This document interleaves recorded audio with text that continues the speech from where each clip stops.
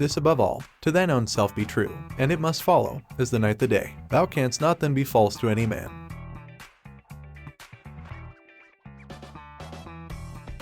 And those who were seen dancing were thought to be insane by those who could not hear the music.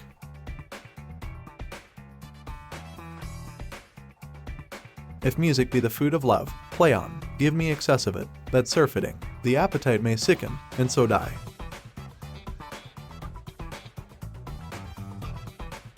Music was my refuge. I could crawl into the space between the notes and curl my back to loneliness.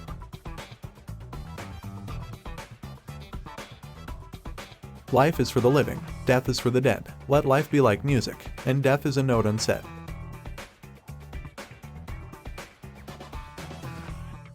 If I were not a physicist, I would probably be a musician. I often think about music. I live my daydreams in music. I see my life in terms of music.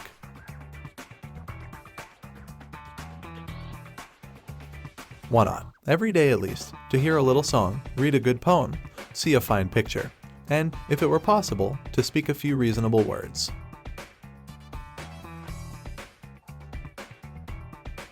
Life, he realized, was much like a song. In the beginning there is mystery, in the end there is confirmation. But it's in the middle where all the emotion resides to make the whole thing worthwhile.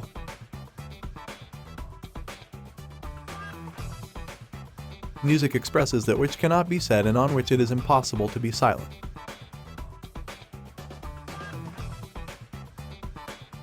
You know, music is sex. It's a sensual driving mode that affects people if it's played a certain way.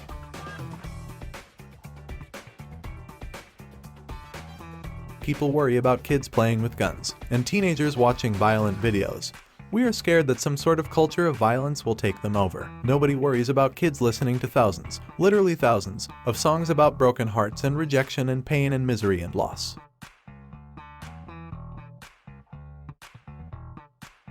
It's no good pretending that any relationship has a future if your record collections disagree violently, or if your favorite films wouldn't even speak to each other if they met at a party.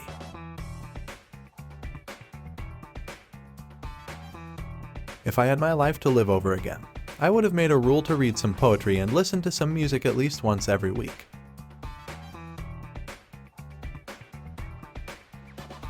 Why do beautiful songs make you sad? Because they aren't true. Never. Nothing is beautiful and true.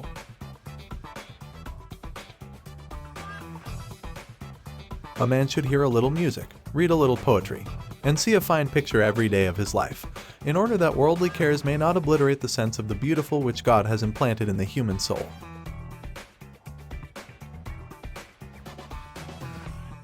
If you were music, I would listen to you ceaselessly, and my low spirits would brighten up.